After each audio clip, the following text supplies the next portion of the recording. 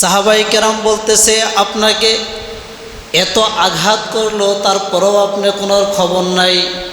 ওসমান গনি বলতেছে, জীবনে অনেক ইবাদত করছি, আমি যে আয়াতগুলো তেলাওয়াত করতেছি কেমন যেন রব আমাকে মজা বারবার লাগিয়ে দিতেছে।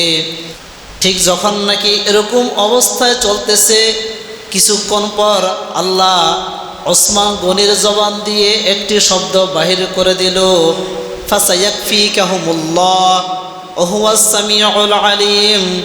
রব নিজে বলতেছে, হে ওসমান, তোমার কোনো চিন্তা নাই, কোনো ভয় নাই।